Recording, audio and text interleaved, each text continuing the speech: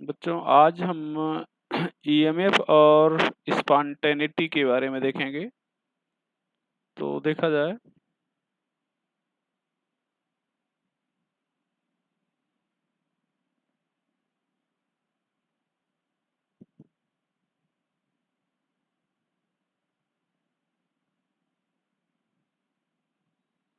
EMF and spontaneity.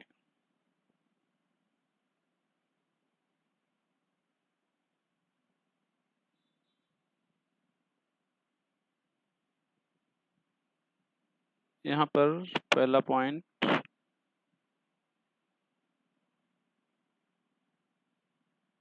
If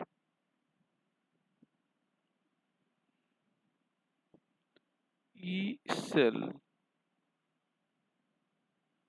is positive,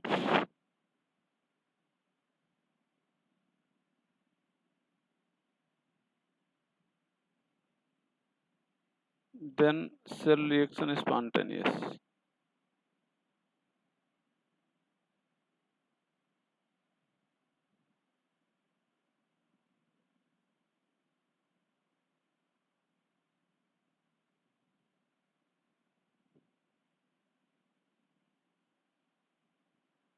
If E cell 0,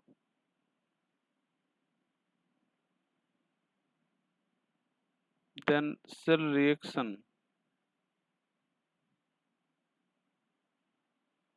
is at equilibrium.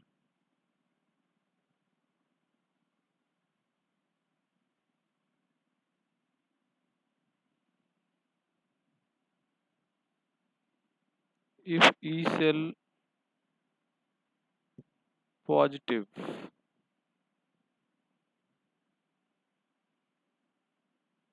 cell reaction is not at equilibrium, not spontaneous.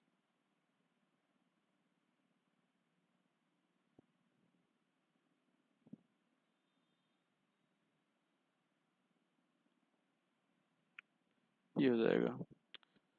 यहाँ पर जानते रहेगा, यहाँ पर अगर आपसे कोई कहे ई सेल 0 होना चाहिए या ई नॉट सेल, तो आप कहेंगे ई सेल 0 होना चाहिए। ई नॉट सेल स्टैंडर्ड वैल्यू है, उस 0 नहीं होगा, सॉरी 0 नहीं, पॉजिटिव होना चाहिए। ई सेल पॉजिटिव होगा तब सेल रिएक्शन स्पॉन्टेनियस होगा, ध्यान रखिएगा। ई नॉट सेल की पॉजिटिव होने पे नहीं। यहाँ पर डेल्टा जी नेगेटिव, यहाँ पर स्पॉन्टेनियस। रिएक्शन ही नहीं, कोई भी process, 0 equilibrium.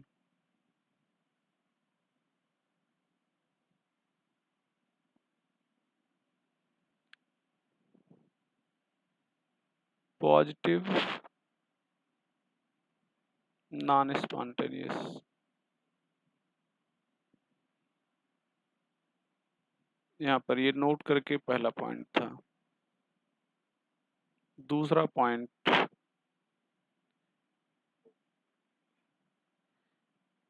E cell is variable while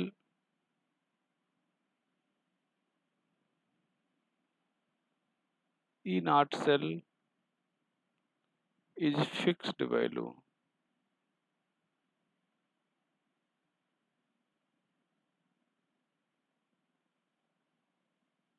ये भी जानते रहेगा। ई नॉट सेल और ई सेल में क्या अंतर है?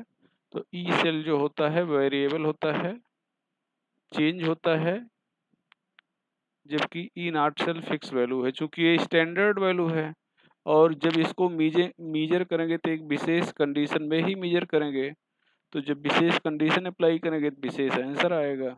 इस चीज को आप लोग जानते रहेंगे। आगे आज हम लोग कुछ प्रॉब्लम सॉल्व करेंगे जो नर्स्ट इक्वेशन पर बेस्ड होगा। चलो यहाँ पर पहला क्वेश्चन लिखते हैं।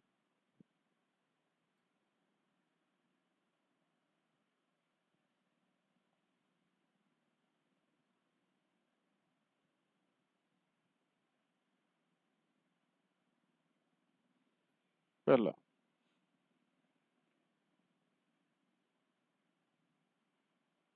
a copper rod is dipped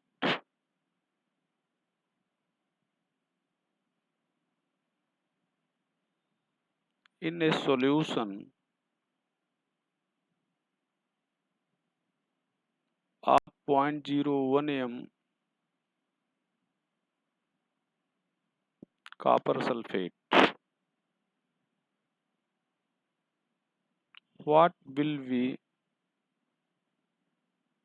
its reduction potential?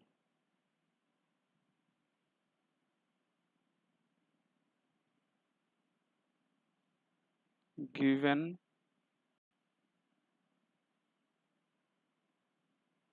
E naught Cu double plus Cu equal to 0.34 volt.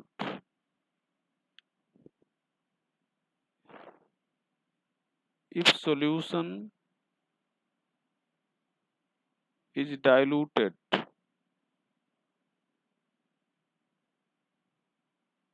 by 10 times,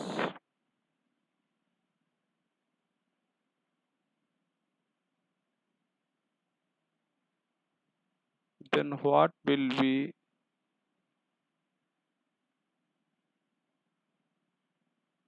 change in EMF?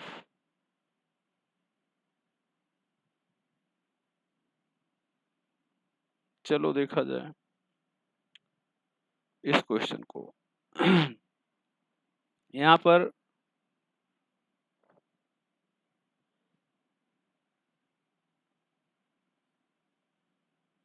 Nernst equation हम लोग लिखेंगे कॉपर डबल प्लस के लिए ये रिडक्शन हो रहा है, तो यहाँ पर ये हो जाएगा। यहाँ पर इसके लिए नर्स्ट इक्वेशन लिखेंगे E reduction potential equal to E naught reduction potential plus, reduction में यहाँ पर प्लस होता है, क्लियर रहिएगा, 5 9, यहाँ पर 2 इलेक्ट्रॉन है तो n, यहाँ पर log Cu डबल प्लस, यहाँ पर Cu डबल प्लस की वैल्यू होगी 10⁻⁻²। क्यों? चूंकि 0.01 m कॉपर सल्फेट लिया है, इसको तोड़ोगे तो ये +2 ये -2 और इसके पहले ये लिखा गया है, तो यहाँ से कंसंट्रेशन मिल जाएगा। ये स्टैंडर्ड वैल्यू दिया गया है 0.34, इसको राउंड अप करके 0.06 कर लेते हैं, यहाँ पर 2 आ जाएगा, log यहाँ पर 10⁻⁻² कर देते हैं।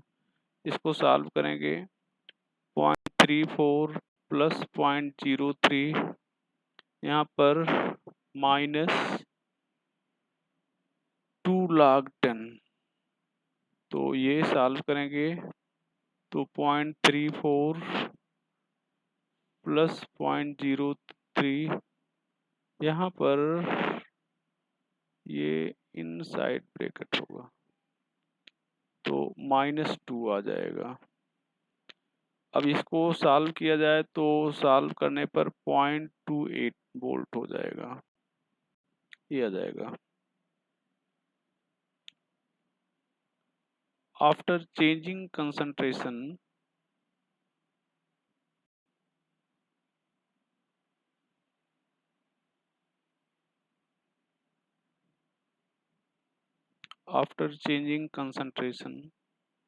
तो यहाँ पर Cu डबल प्लस पहले था 10⁻⁻², जब 10 टाइम डाइल्यूट करेंगे तो कंसंट्रेशन 10 टाइम डिक्रीज कर जाएगा, और 10 टाइम डिक्रीज करने के लिए इसको 10 से डिवाइड करेंगे तो ये हो जाएगा। अब यहाँ पर कॉपर डबल प्लस का कंसंट्रेशन ये हो गया। आगे अगर हम लोग देखें बेटा, यहाँ पर लिख रहे हैं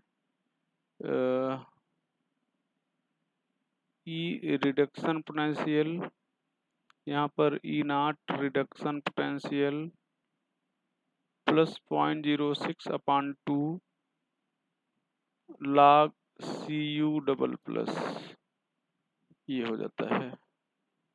अब यहाँ पर 0.34 वोल्ट प्लस 0.03 log यहाँ पर 10⁻³ यहाँ पर 0.34 प्लस 0.03 -3 log 10,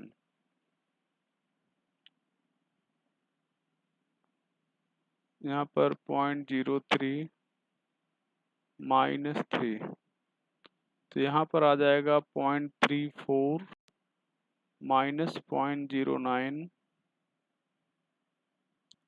और इसको सॉल्व करने पर आ जाएगा 0.25 वोल्ट, ये आ गया। तो यहाँ पर चेंज इन ईएमएफ, चेंज अगर देखा जाए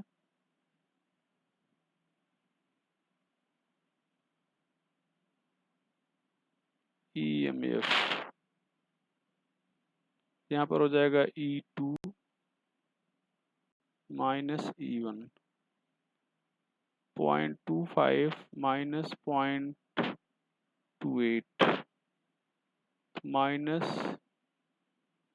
0.03 वोल्ट, ये हो जाएगा। तो अब यहाँ पर या इसको 1000 से मल्टीप्लाई कर दें, माइनस 0.03 इंटू 1000, यहाँ पर हो जाएगा -30 मिली वोल्ट। तो यहाँ पर चेंज इन ईएमएफ, यहाँ पर चेंज इन ईएमएफ, इसको चेंज पढ़ रहे हैं, तो ये 30 मिली वोल्ट का डिक्रीजमेंट हुआ। ध्यान दें, इसको ध्यान से देखेंगे, ये 30 मिली वोल्ट वैल्यू घट गई, ये घट गई कब? जब आपने सॉल्यूशन को 10 टाइम डाइल्यूट किया था। चलो अगला क्वेश्चन लिखते हैं भैया, क्वेश्चन नंबर 2। यही सेम क्वेश्चन रिपीट करते हैं।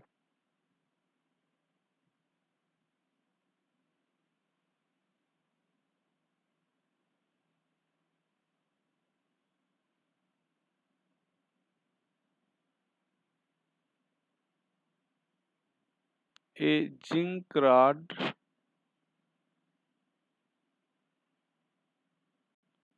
is dipped in 0.01 m zinc sulfate solution.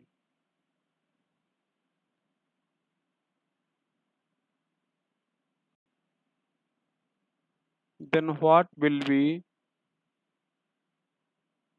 its oxidation potential?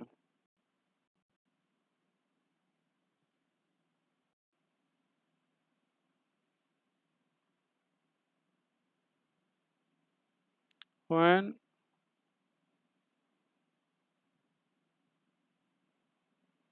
concentration of electrolyte is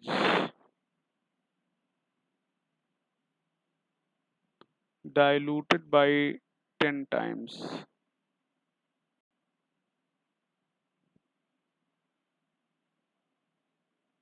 then what will be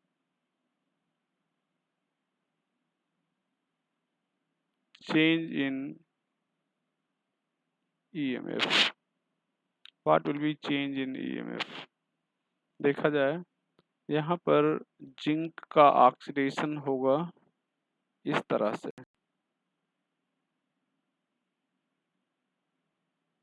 यहाँ पर अब आप खुद सोचेंगे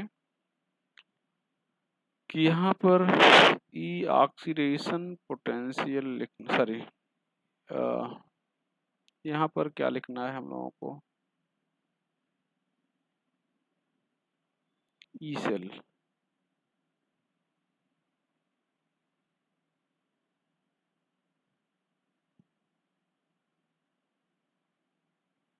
यहाँ पर ई नॉट सेल, यहाँ पर माइनस, अरे सॉरी, चूंकि ये रेडॉक्स रिएक्शन नहीं है इसलिए सेल नहीं लिखेंगे।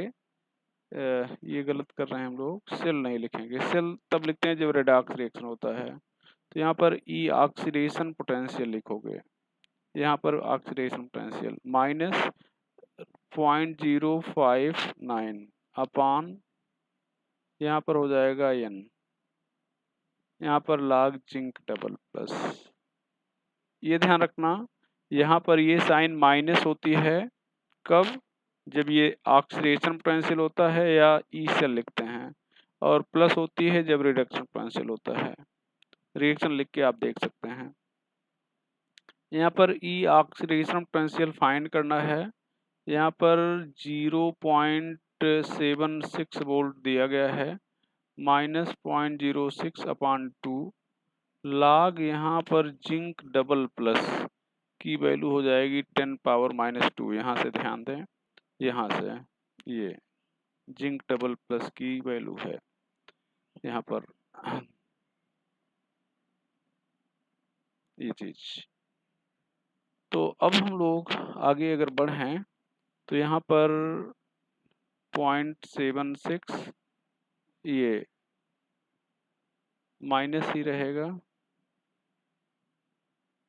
0.03 यहाँ पर माइनस 2 log 10। तो यहाँ पर 0.76 माइनस और माइनस ये प्लस हो जाएगा, 0.06 हो जाएगा। अब इसको ऐड करेंगे तो 0.82 वोल्ट आ जाएगा।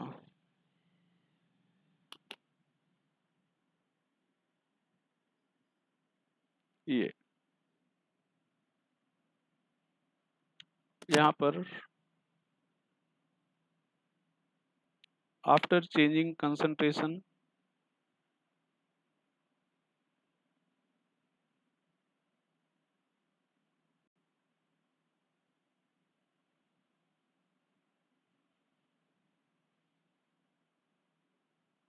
आफ्टर चेंजिंग कंसंट्रेशन, यहाँ पर ध्यान दो बेटा, कंसंट्रेशन चेंज करने के बाद क्या मिलेगा।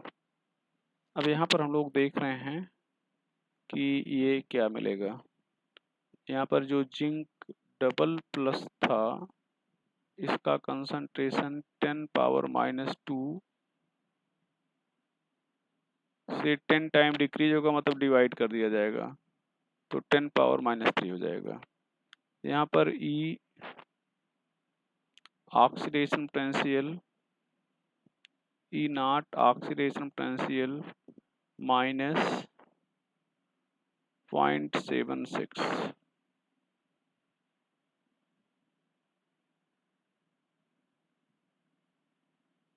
यहाँ पर माइनस 0.06 अपान 2 log, यहाँ पर क्या हो जाएगा, जिंक डबल प्लस हो जाएगा। अब यहाँ पर हम लोग क्या रखेंगे, 0.76 रखेंगे, 0.03 हो जाएगा, और log यहाँ पर हम लोग 10 पावर -3 रखेंगे। तो ये 0.76 ये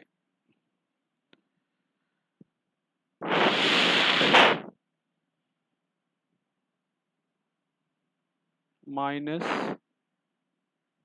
0.03 ये -3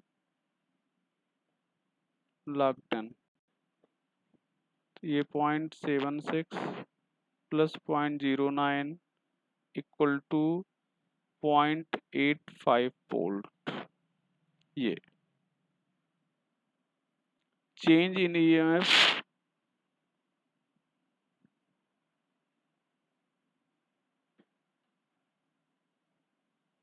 चेंज इन EMF यहाँ पर डेल्टा E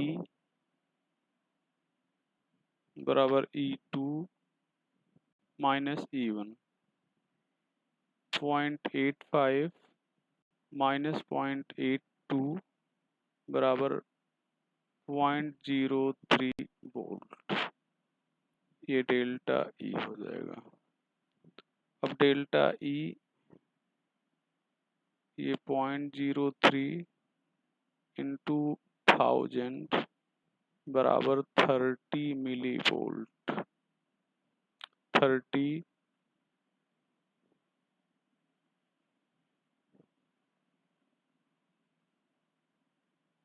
ये मिली वोल्ट हो गया। अब यहाँ पर अगर आप ध्यान दें तो ये 30 मिली वोल्ट हो गया, ये बढ़ गया। अब हम यहाँ पर नोट करके लिखना पसंद करेंगे।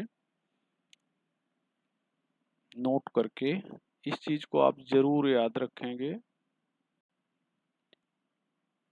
Electrode potential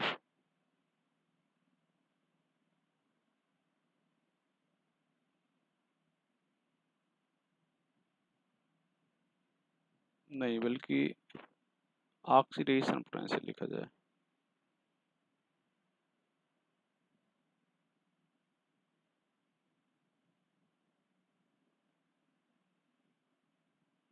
Oxidation potential is directly inversely proportional to concentration.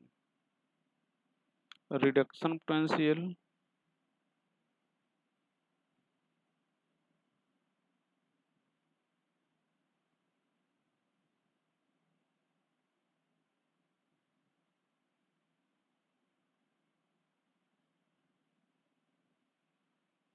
directly proportional to concentration.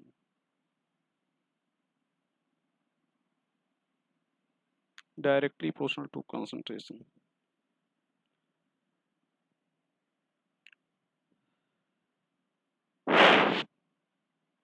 यहाँ पर third point, on dilution by 10 time by 10 time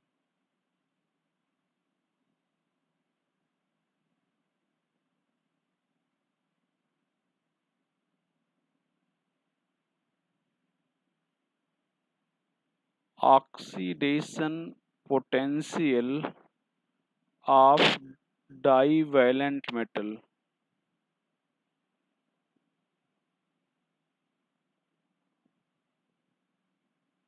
increases by 30 millivolt.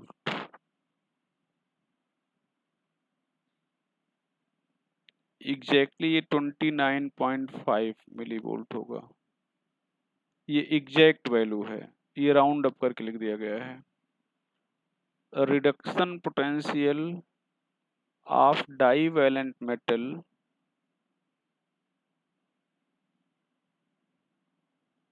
Decreases by 30 millivolt. Exact 29.5 millivolt होगा।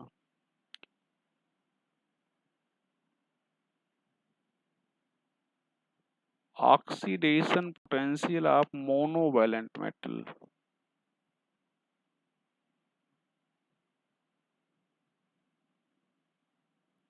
increases by 59 millivolt. Round up करके 60 लिख देते हैं। Reduction potential of monovalent metal increases decreases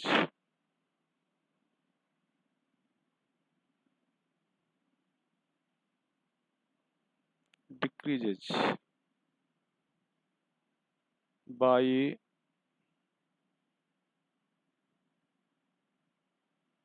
59 millivolt. ये चीज आप याद रखेंगे। थर्ड पॉइंट काफी इंपॉर्टेंट है। यहाँ पर फोर्थ पॉइंट हो जाएगा,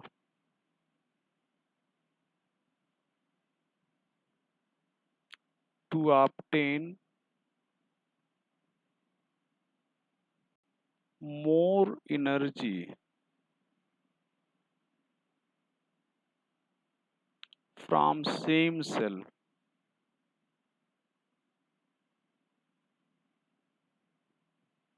concentration of anode should decreases while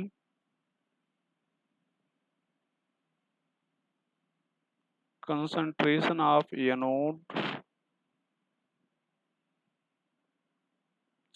cathode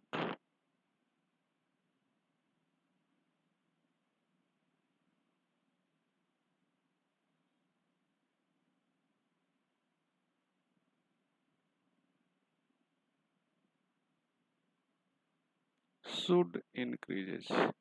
तो concentration of anode should increases, तो एनोड का कंसंट्रेशन इंक्रीज करना चाहिए और कैथोड का कंसंट्रेशन डिक्रीज करना चाहिए। ये सारे पॉइंट, 4 पॉइंट जो लिखे गए हैं काफी इंपॉर्टेंट हैं। चलें अब हम लोग एक और क्वेश्चन सॉल्व करते हैं। क्वेश्चन नंबर 3 होगा।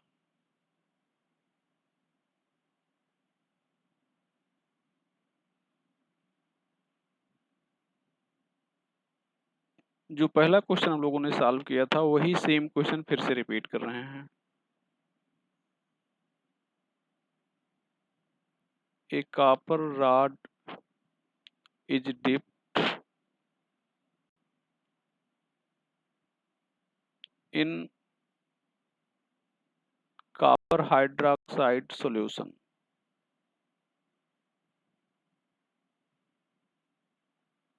at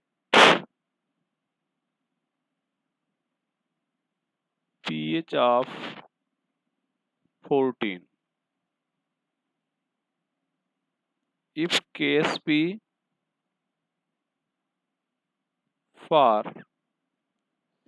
CuOH whole twice is 10 power minus 19, find reduction potential of copper rod। ध्यान रखो ये क्वेश्चन भी वही पिछला क्वेश्चन है जो आपने सॉल्व किया था। वहां पर ध्यान दो, कॉपर हाइड्रोक्साइड का कंसंट्रेशन सीधे दे दिया गया था कॉपर सल्फेट का, ये कॉपर सल्फेट यहाँ पे था और जिसका कंसंट्रेशन दे दिया गया था, जिससे आपने कॉपर डबल प्लस का कंसंट्रेशन लिख लिया था। यहाँ पर इनडायरेक्ट वे में इसका कंसंट्रेशन दिया है। तो यहाँ पर देखा जाए पहले ये पीएच दिया है, क्या क्या दिया गया है, पीएच दिया है। पीएच और पीओएच से आपको ओएच माइनस का कंसंट्रेशन मिल जाएगा और सॉल्युबिलिटी प्रोडक्ट से फिर कॉपर का कंसंट्रेशन मिल जाएगा। तो यहाँ पर अगर देखा जाए तो क्या है, पीएच है। पीएच का मतलब होता है पीएच दिया गया है 10 ये पीएच दिया गया है 14 और केएसपी दिया गया है, केएसपी ये 10 पावर माइनस 19 दिया गया है। यहाँ पर ध्यान दें, यहाँ पर पीएच ये एच प्लस होता है 10 पावर माइनस पीएच, तो यहाँ पर हो जाएगा 10 पावर माइनस 14। अच्छा, एक और फार्मूला है K W equal to H plus और यहाँ पर ओ एच माइनस, ये तो यहाँ पर के डब्ल्यू की वैल्यू होती है 10 पावर माइनस 14, एच प्लस भी 10 पावर माइनस 14 है। तो यहाँ पर ओ एच माइनस क्या होगा ये देखा जाए, तो ओ एच माइनस का कंसंट्रेशन अगर हम लोग देखते हैं तो यहाँ पर क्या हो जाएगा 10 power minus 14 upon 10 power minus 14 given, ये हो जाएगा K S P sorry O H minus का कंसंट्रेशन आ गया। फर्दर यहाँ पर CuOH होल ट्वाइस, इसको तोड़ेंगे तो ये कॉपर डबल प्लस में और ये 2OH माइनस में बदलेगा। अब यहाँ पर अगर हम लोग KSP लिखते हैं तो यहाँ पर Cu डबल प्लस और यहाँ पर OH माइनस हो जाएगा ये चीज। अब यहाँ पर अगर हम लोग KSP देख रहे हैं तो 10 पावर माइनस 19 है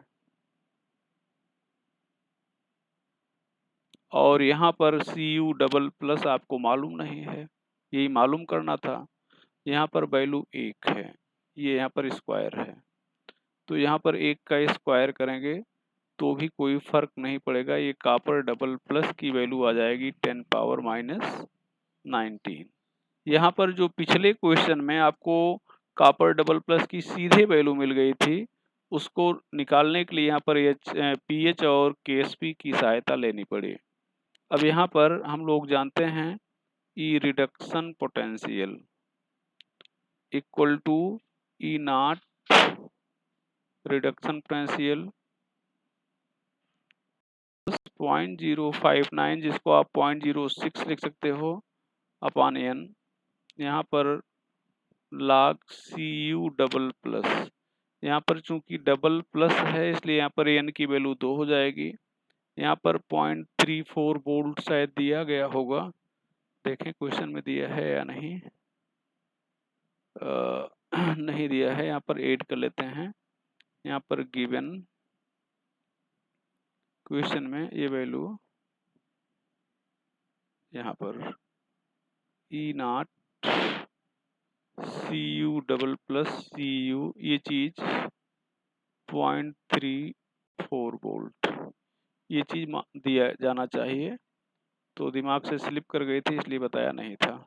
चलो अब यहाँ पर इसको हम लोग राउंड अप करके 0.06 कर देते हैं, अपान यहाँ पर 2 हो जाएगा, log यहाँ पर 10 पावर माइनस 19। अब इसको सॉल्व करेंगे 0.34 ये प्लस 0.03 माइनस 19 log 10 की वैल्यू 1 हो जाएगी। 0.34 ये माइनस में अब की बार आ जाएगा तो ये हो जाएगा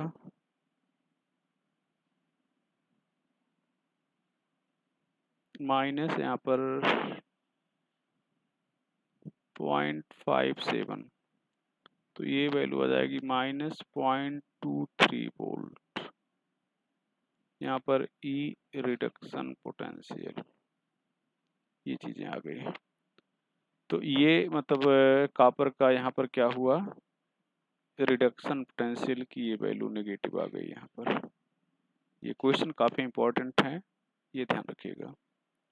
अगला क्वेश्चन हम लोग ध्यान रखेंगे। अब अगले क्वेश्चन पे चर्चा करें। यहाँ पर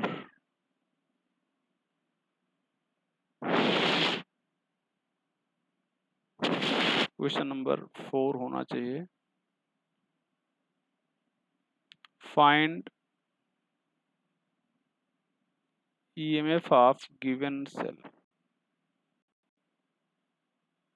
यहाँ पर ध्यान दें, यहाँ पर जिंक डबल प्लस, यहाँ पर सिल्वर प्लस और यहाँ पर सिल्वर दिया गया है। यहाँ पर अगर देखा जाए तो कंसंट्रेशन 0.1 m, यहाँ पर 0.01 m दिया गया है। आगे है गिवन यहाँ पर E naught zinc double plus zinc equal to 0.3 minus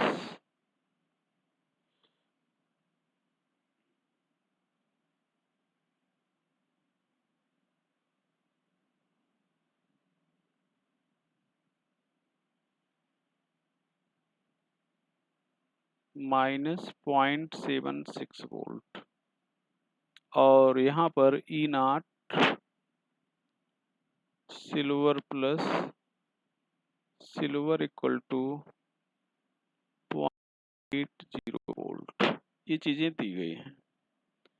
अब यहाँ पर ध्यान दो बेटा, आगे हम लोग चर्चा करें तो यहाँ पर हम लोग ई नाट सेल निकालते हैं। पहले ई नाट सेल हम लोग लिखते हैं ई कैथोड माइनस ई नाट एनोड, ये तो लिखते हैं। सबसे पहले ये देखते हैं दिया क्या गया है। दिया यहाँ पर गया है रिडक्शन पोटेंशियल, ये देखो ये रिडक्शन पोटेंशियल दिया गया है और हमें रिडक्शन पोटेंशियल ही चाहिए था, तो ये सबसे अच्छी बात है।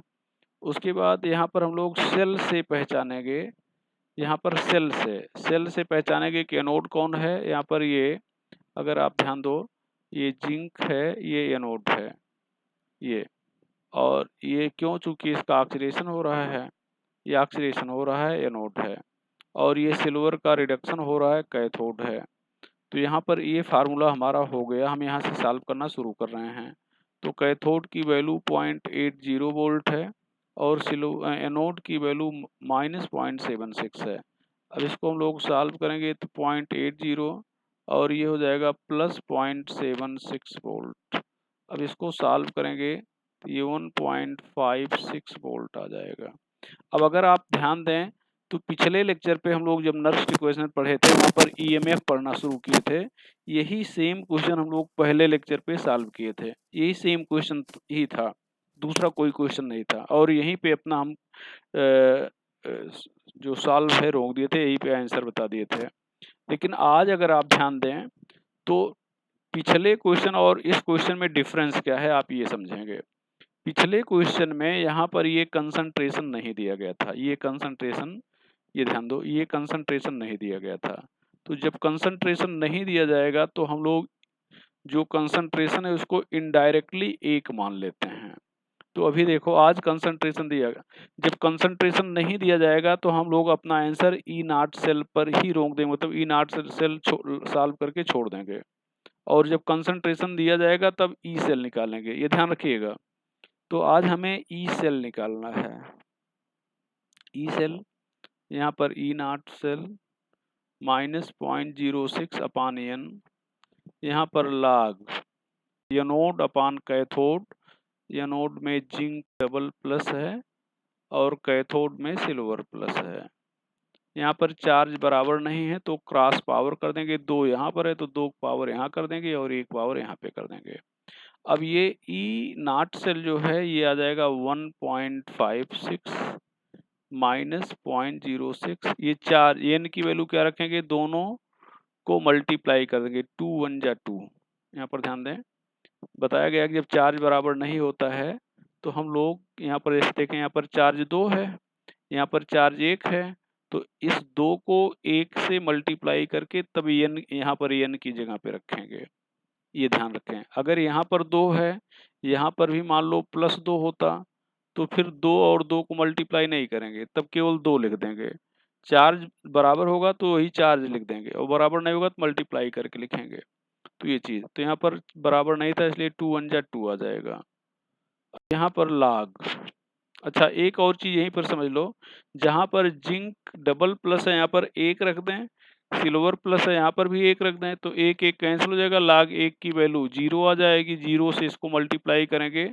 तो अगर यहाँ पर कंसंट्रेशन सिल्वर और जिंक का 1 रख दिया जाए तो ये पूरा पार्ट, ये इतना पार्ट 0 हो जाएगा। तो 0 हो जाएगा, इसका मतलब ई नाट सेल से हमें कुछ घटाना नहीं होगा, तो ई सेल और ई नाट सेल बराबर हो जाएगा।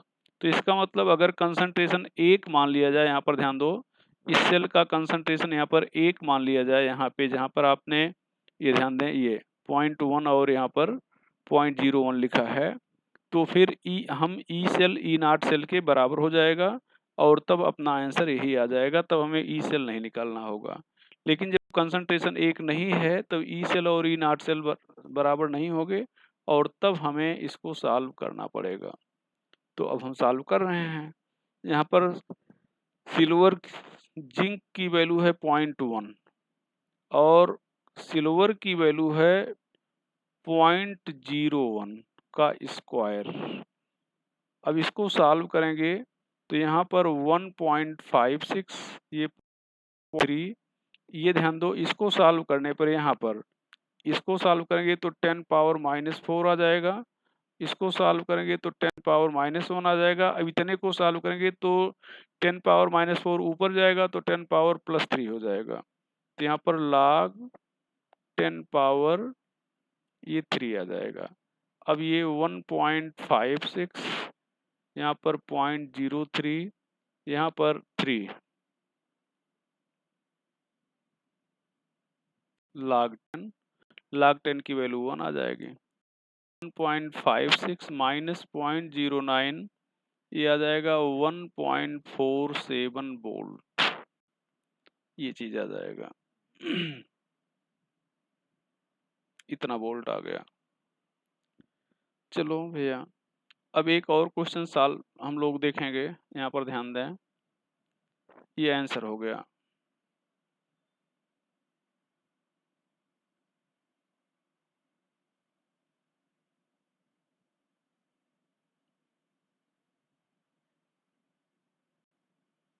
When a graph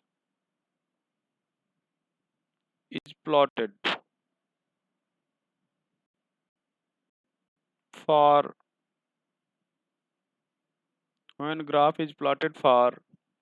E cell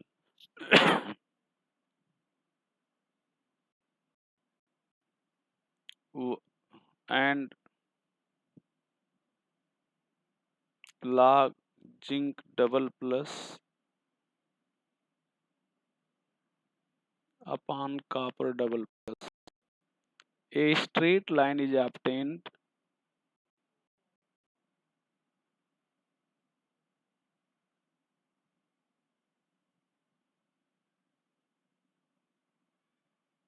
at E cell axis having intercept, sorry, a straight line is obtained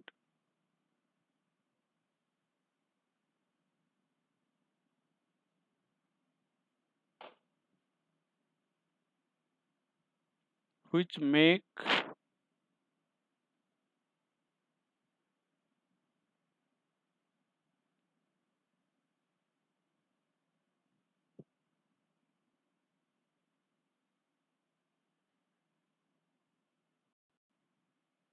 intercept on E cell axis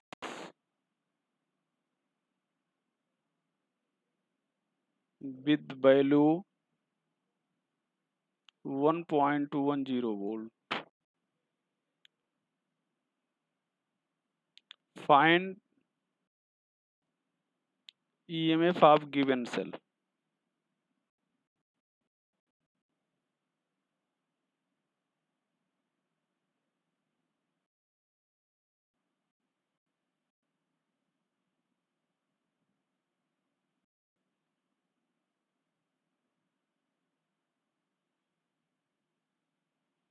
And predict that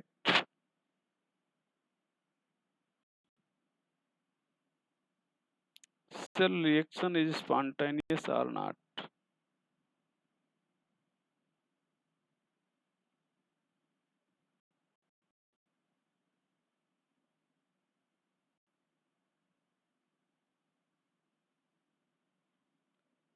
Predict that cell reaction is spontaneous or not. यहाँ पर ध्यान दें बेटा, यहाँ पर हम लोग यहाँ पर E cell equal to E naught cell, यहाँ पर -0.059 अपान n log, यहाँ पर ध्यान दो ये जिंक एनोड है और कॉपर कैथोड है, तो एनोड अपान कैथोड लिखते हैं। चूंकि चार्ज बराबर है इसलिए यहाँ पर कोई प्रॉब्लम हमें नहीं होगी, ये चीज हो जाएगा। अब यहाँ पर अगर देखा जाए, अब ये चीज यहाँ पर जब हम लोग ये ई सेल और इसके बीच में ग्राफ खींचते हैं, ये इसके बीच में, तो ये चीज ये यहाँ पर स्लोप हो जाएगी और ये चीज इंटरसेप्ट हो जाएगा,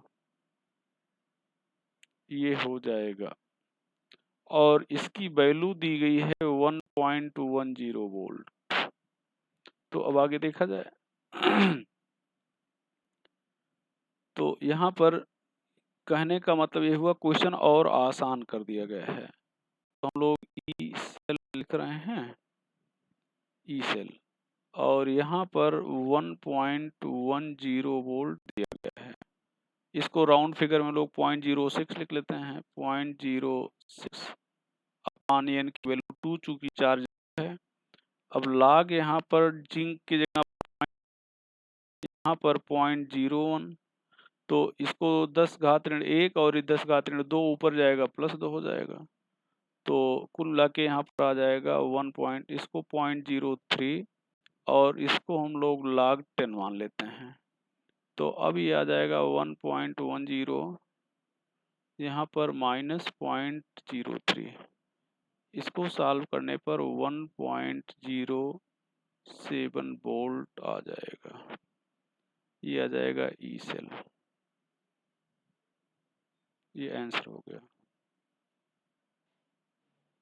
अब यहाँ पर हम लोग लिखेंगे एज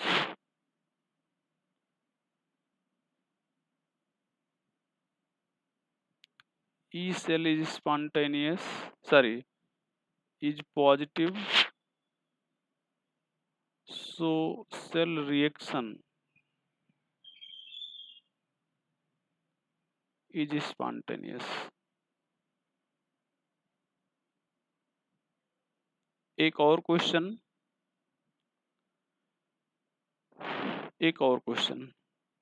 क्वेश्चन नंबर 6 या 7 जो भी होगा।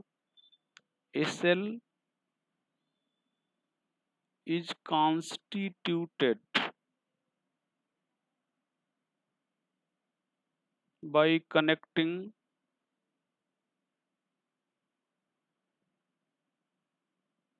nickel electrode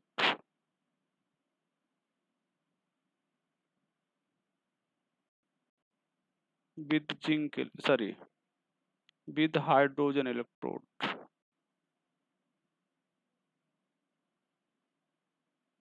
At what pH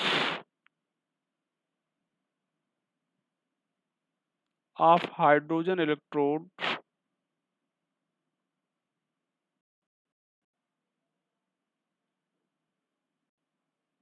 EMF of cell is 0, given I double plus equal to 1 m, pH equal to 1 atmosphere।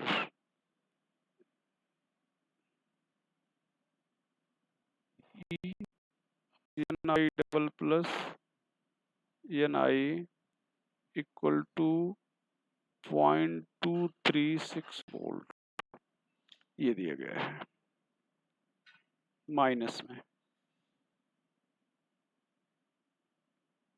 ये चीज। अब यहाँ पर सॉल्व हम लोग देखेंगे सॉल्यूशन। तो यहाँ पर सॉल्व इसका जो होगा वो क्या होगा, देखा जाए भैया। यहाँ पर जो चीजें दी गई हैं, एक तो निकल इलेक्ट्रोड है और दूसरा हाइड्रोजन इलेक्ट्रोड है। तो हाइड्रोजन इलेक्ट्रोड, ये निकल इलेक्ट्रोड में यहाँ पर ये वैल्यू दी गई है, सेल मालूम नहीं है, डिजाइन नहीं दी गई उसकी। यहाँ पर -0.236 है। और हाइड्रोजन इलेक्ट्रोड का अगर हम लोग रिडक्शन पोटेंशियल लिखें तो यहाँ पर 0 वोल्ट होता है। सेल और सेल रिएक्शन दोनों नहीं दिए गए होते हैं, तो हम लोग जो इलेक्ट्रोड पोटेंशियल रिडक्शन कम होता है उसको एनोड बोलते हैं, और जो ज़्यादा होता है उसको कैथोड बोलते हैं। मतलब निकल एनोड है और निकल एनोड है तो इसका ऑक्सीडेशन होगा। तो यहाँ पर हम लोग ध्यान दें तो ई नॉट सेल लिखेंगे, ई कैथोड माइनस ई एनोड। ये तो यहाँ पर कैथोड तो हाइड्रोजन है तो 0 है, और निकल एनोड है जो 0.236 है। तो सॉल्व करने पर ये आ जाएगा 0.236 वोल्ट, ये आ जाएगा। अब यहाँ पर अगर हम लोग ध्यान दें, ये चीजें आ गई। आगे की बात हम लोग करें तो यहाँ पर निकल का ऑक्सीडेशन होगा, निकल का ऑक्सीडेशन होगा। तो ये ऑक्सीडेशन दिखा दिया जाए, Ni डबल प्लस 2 इलेक्ट्रॉन। यहाँ पर हाइड्रोजन का रिडक्शन तो दिखा दिया जाए, प्लस यहाँ हाइड्रोजन। अब यहाँ पर अगर हम लोग देखते हैं, ये वैल्यू कैंसिल हो जाएंगी। यहाँ पर निकल, यहाँ पर 2H प्लस, यहाँ पर Ni डबल प्लस, यहाँ पर H2।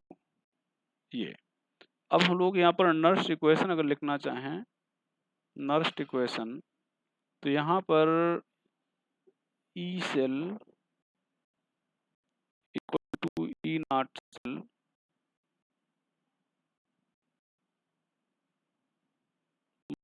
माइनस 0.059 n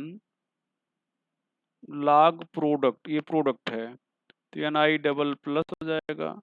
और ये हाइड्रोजन गैस है तो यहाँ पर इसका प्रेशर लिखेंगे, बताया है कहीं पर भी गैस है तो प्रेशर लिखते हैं। यहाँ पर ये निकल सॉलिड है, इसको और H प्लस को लिख लेंगे। अब वैल्यू ये मतलब ये इक्वेशन बन गया। अब यहाँ पर ध्यान दो, ये कह रहा है कि ई सेल 0 हो जाए, ई नॉट सेल 0.36 है, इसको 0.059 लिख रहे हैं। यहाँ पर चार्ज 2 है, यहाँ पर 1 है, मल्टीप्लाई कर देंगे 2 आ जाएगा। लॉग निकल की वैल्यू 1 लिखी गई थी, प्रेशर का 1 दिया गया था, H प्लस आपको मालूम नहीं है। अब ये हो जाएगा, इसको इधर लाएं, माइनस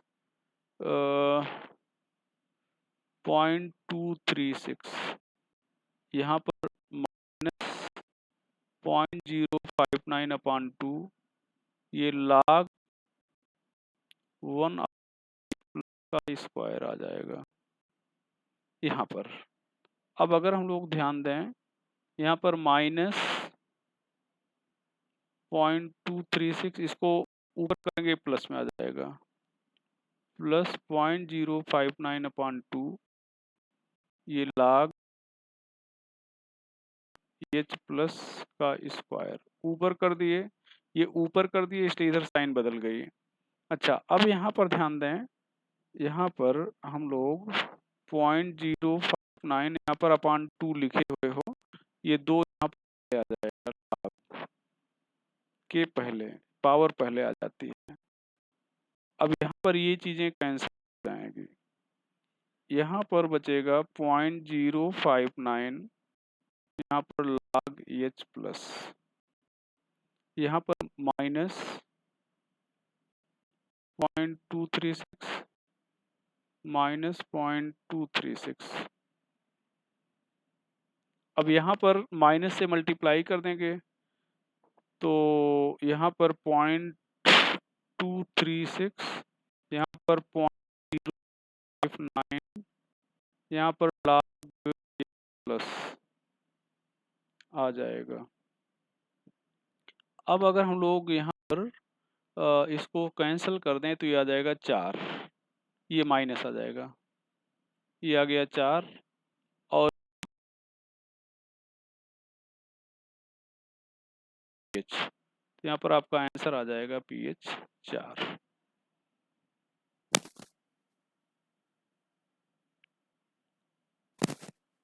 एक क्वेश्चन हम लोग और सॉल्व करते हैं।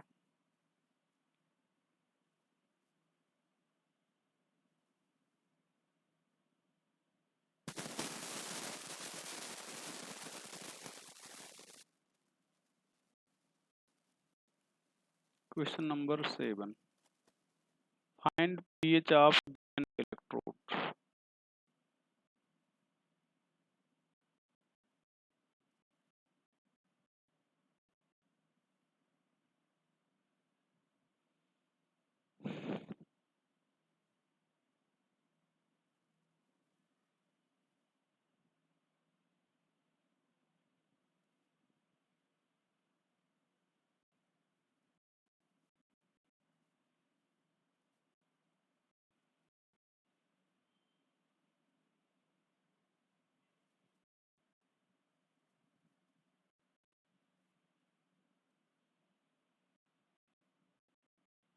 ये। अब यहाँ पर ध्यान दें, इसको हम सॉल्व करेंगे। सॉल्व, पहले इसका नेक्स्ट इक्वेशन लिखा जाए। H2 यहाँ पर 2H प्लस हो जाएगा, प्लस 2 इलेक्ट्रॉन। ऐसा क्यों लिख रहे हैं, ये देखो, ये इसमें बदल रहा, ऑक्सीडेशन हो रहा है, इसलिए यहाँ पर हम ऑक्सीडेशन लिख रहे हैं। चलो अब नेक्स्ट इक्वेशन लिखा जाए इसके लिए, तो E ऑक्सीडेशन पोटेंशियल, यहाँ E not oxidation potential minus 0.0 अपान यहाँ पर n log प्रोडक्ट, ये H प्लस ये का पावर हो जाएगा, इसका पावर 2, और यहाँ पर हाइड्रोजन गैस हो जाएगा। सारी वैल्यू रख दिया जाए। ये स्टैंडर्ड वैल्यू है हाइड्रोजन इलेक्ट्रोड की, 0 होती है, यहाँ पर 0 लिख दिए, माइनस 0.09 लिख दिए, यहाँ पर 4, ये 2 इलेक्ट्रॉन भाग ले रहे हैं, 2 लिख दिए, लॉग ये प्लस का स्क्वायर हो गया, यहाँ पर प्रेशर हाइड्रोजन का 1 था, 1 लिख दिए। अब 0 से कोई मतलब नहीं रहा, यहाँ पर माइनस 0.059 आ गया, यहाँ पर 2, यहाँ पर ये 2 पहले आ जाएगा, यहाँ पर 2 log H प्लस ये चीज, तो यहाँ पर 2 और 2 कैंसिल हो गई। अब आगे हम लोग बढ़ें, तो यहाँ पर आ गया माइनस 0.059, यहाँ पर log H प्लस ये।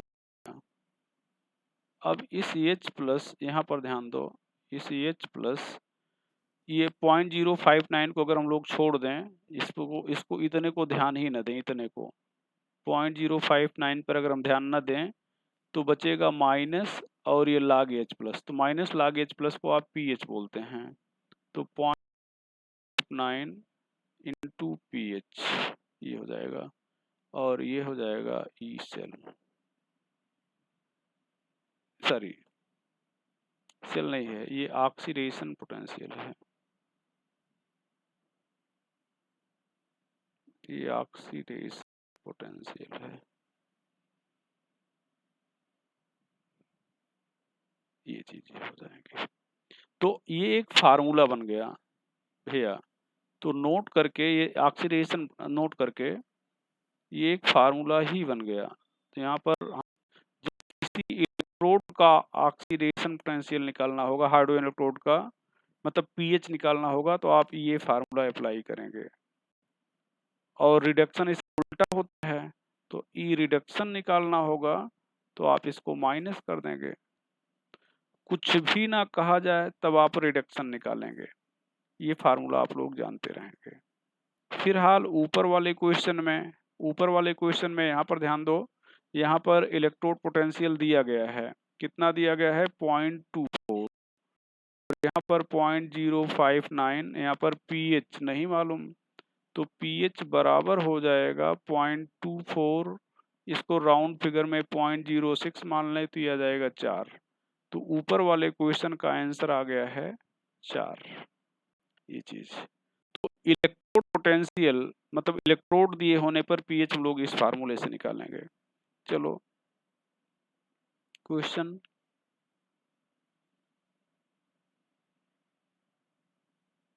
ए hydrogen electrode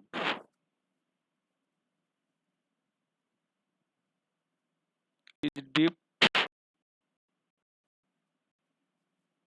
in solution of pH 10, what will be its oxidation potential?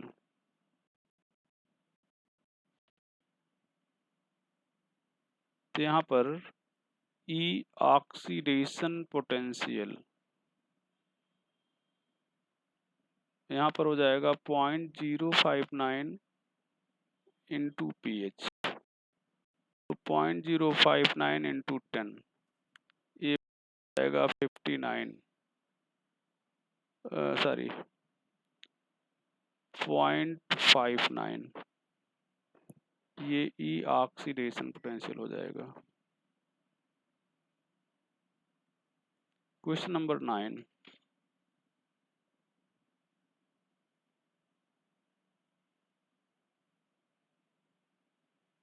a hydrogen electrode is dipped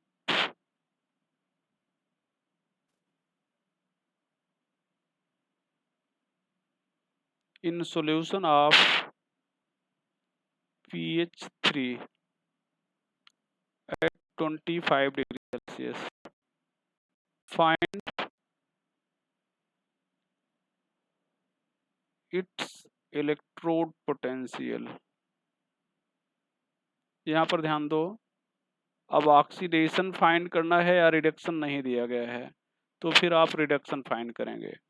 तो यहाँ पर आप क्या लिखेंगे, E reduction potential -0.059 into P H, तो ये -0.059 इंटू 3, तो आ जाएगा -1.177, ये हो जाएगा ई रिडक्शन पोटेंशियल,